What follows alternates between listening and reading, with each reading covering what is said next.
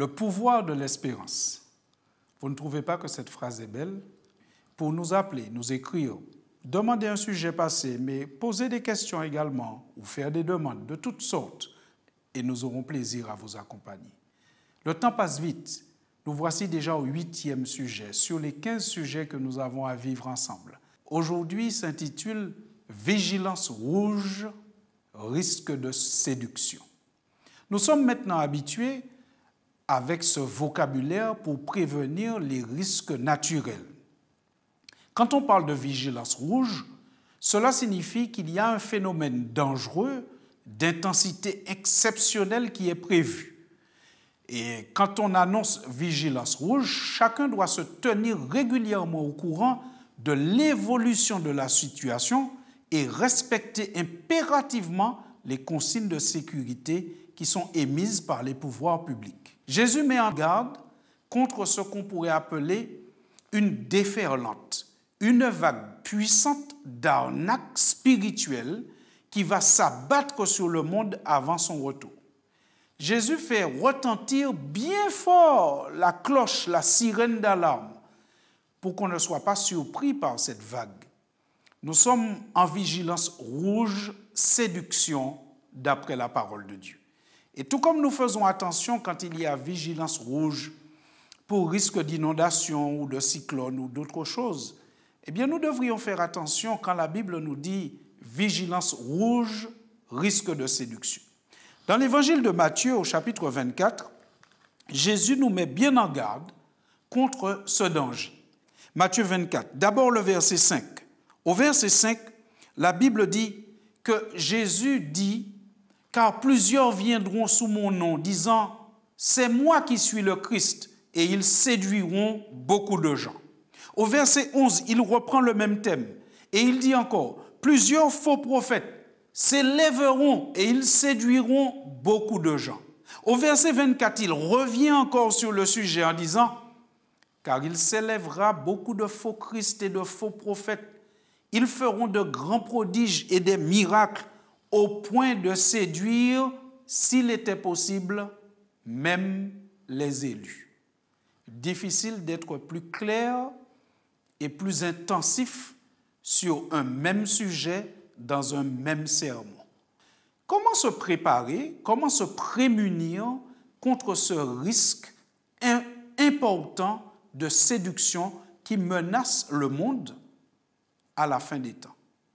Alors nous verrons quelques points, quelques pratiques à développer pour se prémunir. Premièrement, il faudrait rejeter l'idée qu'une bonne pratique religieuse n'est pas nécessaire. Certains disent tout ce qui compte, c'est l'amour. Mais mes chers amis, lorsqu'on lit la parole de Jésus, l'amour se transforme toujours en pratique correcte. Jésus nous fait bien comprendre que l'amour est la base de son royaume, la base du royaume de Dieu et aussi de son Église, mais l'amour, selon Jésus, conduit à une bonne pratique et à des relations saines entre les hommes. Regardez comment Jésus nous fait comprendre cela. Vous prenez avec moi, s'il vous plaît, l'évangile de Jean. Et nous verrons que dans ces 3 textes, Jésus définit le disciple. Mais regardez bien les nuances qu'il apporte à chaque fois. D'abord, dans Jean 13 au verset 35, Jésus dit « À ceci, tous connaîtront que vous êtes mes disciples, si vous avez de l'amour les uns pour les autres. » Au chapitre 8, au verset 31, maintenant il dit encore « Et il dit aux Juifs qui avaient cru en lui, « Si vous demeurez dans ma parole, vous êtes vraiment mes disciples. » Vous avez observé la nuance? Dans le premier texte que nous avons lu, Jésus a dit « Si vous avez de l'amour les uns pour les autres, tous connaîtront que vous êtes mes disciples. » Dans le deuxième texte que nous avons lu, Jésus dit « Si vous demeurez dans ma parole, alors on saura que vous êtes mes disciples. » Ensuite, dans Jean 15 au verset 8, Jésus dit « Si vous portez beaucoup de fruits, c'est ainsi que mon Père sera glorifié et que vous serez mes disciples. » L'amour pour Dieu conduit à une bonne pratique religieuse et nous devons questionner chacune de nos pratiques, chacune de nos fêtes ou de nos célébrations religieuses. Nous devons nous poser cette question. Est-ce que Jésus faisait ainsi? Ou est-ce que cela est mentionné dans les Écritures? Ou alors est-ce que les apôtres avaient cette pratique, eux qui étaient tout proches de Jésus? Tant que nous n'avons pas trouvé la réponse, une réponse biblique et documentée, nous ne devons pas nous arrêter de chercher. Nous devons prier, chercher, creuser. Et si pareillement, nous cherchons, mais nous cherchons de tout notre cœur, comme dit le prophète Jérémie dans son livre au chapitre 29, alors Dieu se laissera trouver. Deuxième point, nous devons, comme Jésus, nous méfier de la tradition. Et comme Jésus, nous ne devons accepter aucun enseignement qui ne soit basé sur la Bible. Les 10 commandements représentent un guide pratique et simple des relations avec Dieu, mais aussi avec son prochain. Et Jésus refuse catégoriquement que les 10 commandements soient changés au profit de la tradition. Dans l'évangile de Matthieu, au chapitre 15, au verset 3, nous voyons Jésus qui répond à des personnes. Jésus leur pose une question. Pourquoi est-ce que vous transgressez le commandement de Dieu au profit de votre tradition? Et il leur donne un exemple clair. Il poursuit, dans Matthieu 15 au verset 4. Car Dieu a dit, honore ton père et ta mère, et celui qui maudira son père ou sa mère sera puni de mort. Jésus cite ici le 5e des 10 commandements. Mais il leur dit, alors que le commandement est clair, simple et clair, honore ton père et ta mère, au verset 5, il dit, mais vous vous dites, celui qui dira à son père ou à sa mère, ce dont j'aurais pu t'assister est une offrande à Dieu, n'est pas tenu d'honorer son père ou sa mère, vous annulez ainsi la parole de Dieu au profit de votre tradition.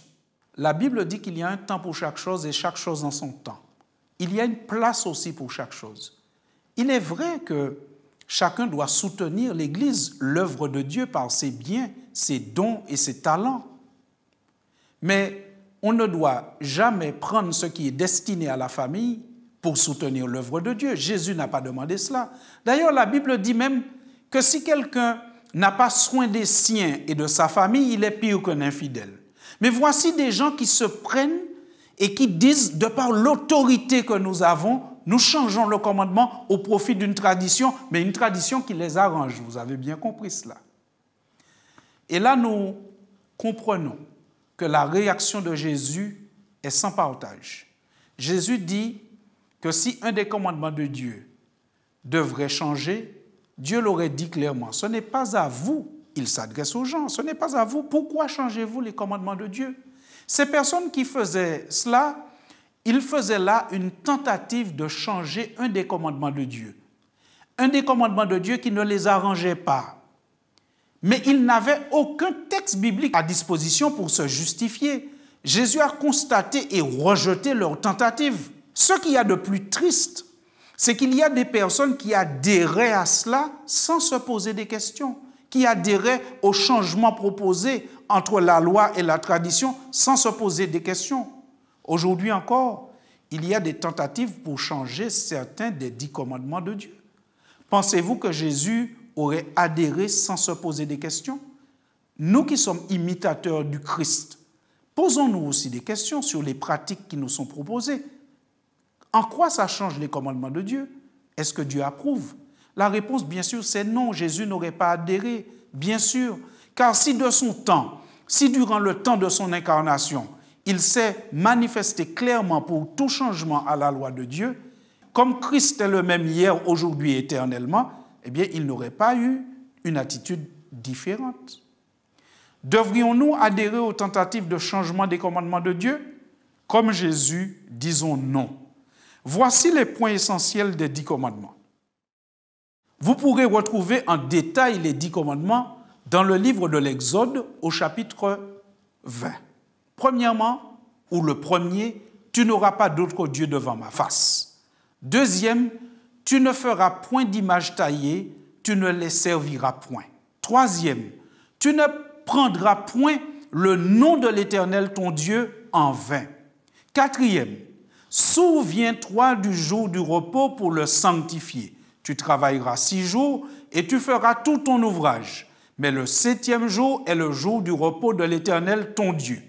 Cinquième, commandement. Honore ton père et ta mère, afin que tes jours se prolongent dans le pays que l'Éternel, ton Dieu, te donne. 6e commandement, tu ne tueras point. 7e commandement, tu ne commettras point d'adultère. 8e commandement, tu ne déroberas point. 9e commandement, tu ne porteras point de faux témoignages contre ton prochain. Et enfin, le 10e, tu ne convoiteras point aucune chose qui appartienne à ton prochain. Chers amis, c'est la responsabilité de chacun de nous de les étudier attentivement et de nous poser la question de savoir si en quelque part nous les avons rejetés ou si nous participons en quelque part à une tentative de modification de ces commandements que Dieu a donnés. Chers amis, ne laissons personne nous mettre en esclavage. Devenons libres en Jésus, libres de toute tradition, libres du spiritisme, libres des superstitions. Soyons seulement attachés à la parole de Dieu. Prenez le contrôle de votre vie. Lisez directement la Bible afin de goûter à cette parole qui libère. Et le 3e point, 3e attitude à adopter pour ne pas se laisser emporter par la vague de séduction qui menace notre monde, nous ne devons pas être le miroir de la pensée des autres. Jésus a donné une directive claire à ses apôtres en la matière. Jésus s'adresse ici aux apôtres, donc au premier cadre de l'Église qu'il a lui-même fondé. Quelle est la directive claire et précise que Jésus donne au premier cadre de l'Église? Il leur dit dans Matthieu 23, verset 10, « Ne vous faites pas appeler directeur, car un seul est votre directeur, le Christ. » Il faut comprendre ici directeur dans le sens de celui qui montre le chemin, le guide. On pourrait aussi parler de directeur de conscience. Les apôtres ne devaient pas se conduire en directeur de conscience. Ils devaient simplement présenter Jésus aux hommes et aux femmes en les encourageant à avoir une relation intime et personnelle avec le Christ. Les apôtres, que Jésus leur a demandé de ne pas être leur gourou, de ne pas être leur directeur de conscience ou de pensée. Il leur a simplement donné le mandat de raconter ce que Christ a fait et de permettre aux gens de communier directement avec lui. Vous savez, même après sa mort et sa résurrection, même quand il est au ciel déjà, Christ a le profond désir de communiquer directement avec chacun de nous. Nous en avons l'exemple dans la vie de Paul. L'apôtre Paul, il a eu une vision de Christ. Christ lui a parlé clairement. Christ s'est révélé à lui. Et de meurtrier qu'il était, il a reçu la grâce de Dieu et il est devenu un apôtre, un serviteur de Dieu. Aujourd'hui encore, la Bible dit que Dieu ne fait pas Dieu est impartial. Il aime tous les hommes de la même manière. Dieu ne fait pas de favoritisme.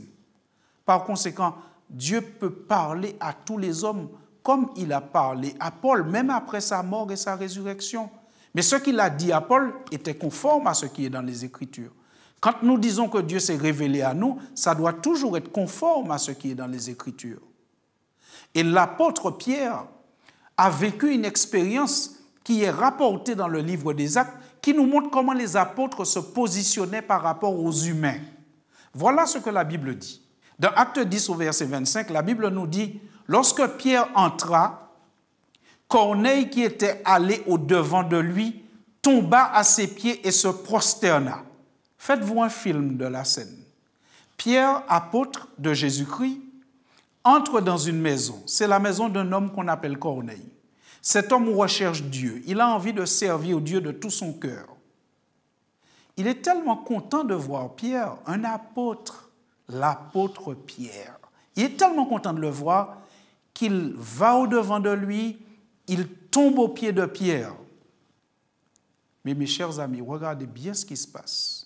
La Bible dit dans Acte 10 au verset 26, Pierre le releva en disant « Lève-toi, moi aussi je suis un homme. » les apôtres, les prédicateurs, les pasteurs de tout genre sont des hommes. Nous ne sommes pas Dieu. Le Christ peut parler aux hommes. Le rôle du pasteur, du prêtre ou du prédicateur en tout genre, c'est simplement de présenter Christ aux personnes, mais pas d'être leur directeur de conscience. D'ailleurs, l'apôtre Pierre a refusé catégoriquement qu'on se prosterne et qu'on se courbe devant lui. Donc, par conséquent, tous ceux qui sont après Pierre dans sa même lignée devraient aussi refuser cela. Il se présente comme un frère, un homme, comme les autres, qui n'a pas de prérogative particulière ou un statut particulier devant Dieu, mais seulement une mission particulière. Et la mission, c'est dire qui est Jésus et ce qu'il fait. Dans Acte 10, au verset 42, la Bible nous dit ceci. « Et Jésus nous a ordonné de prêcher au peuple et d'attester que c'est lui qui a été établi par Dieu, juge des vivants et des morts. » Voilà la mission des apôtres. Simplement prêcher aux hommes, prêcher au peuple et d'attester, de témoigner que Jésus est celui que Dieu a établi comme juge des vivants et des morts. Par conséquent, chers amis, aucun homme n'a autorité pour être le directeur de conscience d'un autre, pour être le guide d'un autre. Tout ce qu'un homme peut faire, c'est présenter Jésus-Christ, inviter son semblable à accepter Jésus-Christ et respecter sa décision. Nous comprenons ici que si nous voulons éviter cette vague de séduction qui menace la terre, que Jésus a prévenu et prophétisé, il y a au moins 3 attitudes à adopter. Rejeter l'idée qu'une bonne pratique religieuse n'est pas nécessaire. Deuxièmement, il faut, comme Jésus, rejeter que la tradition supplante la parole de Dieu. Et troisièmement, il nous faut refuser tout directeur de conscience. Toute personne qui vient nous dire ou nous inviter à une pratique religieuse sans une justification bibliquement établie. Chers amis, lorsque nous entendons qu'il y a une alerte pour cyclone ou autre chose, alors nous nous préparons. Jésus nous a prévenu qu'il y a un danger. Préparons-nous. Jésus nous a dit qu'il y a une déferlante de faux prophètes, de faux apôtres, de faux docteurs, de fausses églises qui vont prétendre venir en son nom. Mais quiconque vient et dit que nous sommes sauvés par un autre moyen que la grâce de Dieu manifestée en Jésus-Christ ne prêche pas la vraie parole de Dieu.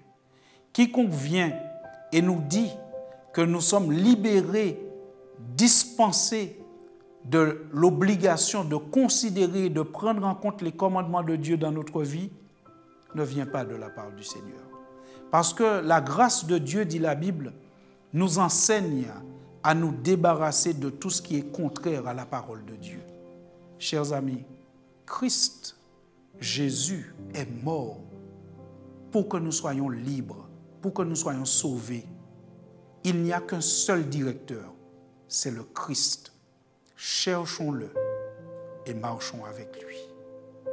Je vous invite à accepter Christ et Christ seul comme votre seul directeur. Prions ensemble. Seigneur, nous avons besoin de toi, de ton éclairage, de ton Saint-Esprit. Nous avons besoin de ce collier qu'est le Saint-Esprit pour nous ouvrir les yeux. Nous avons besoin de ta parole comme une lampe à nos pieds pour nous aider à nous diriger. Car le monde est rempli de menaces, rempli de séduction.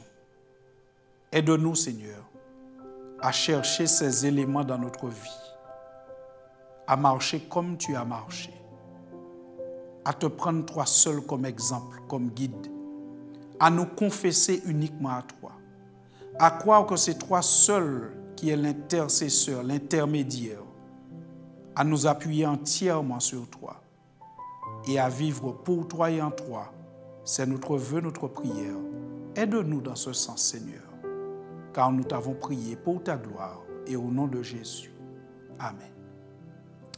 Chers amis, nous n'avons pas fini d'étudier le pouvoir de l'espérance. Nous continuerons encore et nous vous donnons rendez-vous pour un prochain numéro. Mais vous, de votre côté, creusez, cherchez l'Éternel de tout votre cœur et il se laissera trouver par vous. Que Dieu vous bénisse. À très bientôt. Et en attendant que nous puissions nous retrouver pour un prochain numéro, décrochez votre téléphone et le numéro qui s'affiche, appelez-nous, prenez contact, écrivez-nous, posez vos questions et nous aurons plaisir à vous donner quelques informations afin que vous puissiez orienter vos recherches. Que Dieu vous bénisse et à très bientôt. Je rêve de la sainte cité, au-delà du ciel, où les souffrances ne seront plus. Oui, je veux y aller quand Jésus-Christ reviendra chercher les élus.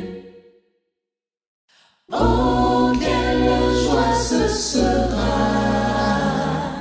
d'être enfin près de lui, avec lui dans la cité de Jérusalem. Jérusalem, Jérusalem, je veux vivre dans la cité de Jérusalem, la sainte cité de Dieu.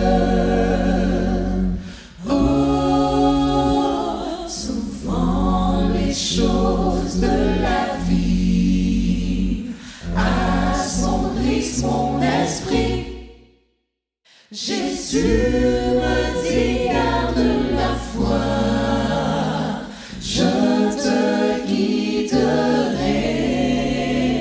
Oui, bientôt il reviendra chercher les élus. Plus de mal, plus de douleur, nous serons près de lui, avec lui dans la cité de Jérusalem. Jérusalem, Jérusalem, je veux vivre dans la cité de Jérusalem, la sainte cité de Dieu. Soucis n'existeront plus très bientôt. Dans peu de temps, nous partirons là-haut. Je verrai mon Dieu face dans le ciel, dans sa demeure des cieux. Les soucis n'existeront plus. S'en iront. Je verrai mon Dieu. Je verrai mon Dieu face à le ciel, dans sa demeure des cieux. Nous partirons, yeah. Dans peu de temps, nous serons face à face dans le ciel. Je verrai mon Dieu face dans cette cité, dans sa demeure des cieux. Je rêve de la sainte cité, au-delà du ciel, où les souffrances ne seront plus. Oui, je veux y aller. Appelez le 08 05 288 389 chaque jour de 9h à 21h.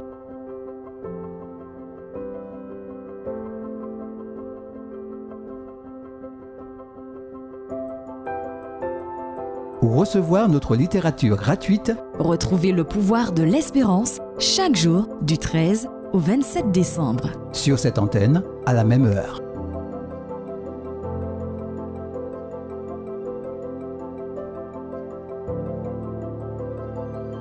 Vous avez apprécié cette émission? Visitez-nous au www.lepouvoirdelespérance.org.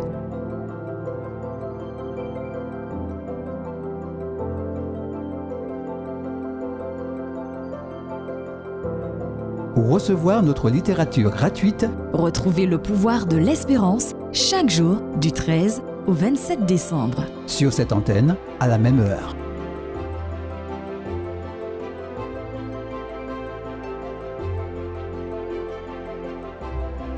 Appelez le 08 05 288 389 chaque jour de 9h à 21h.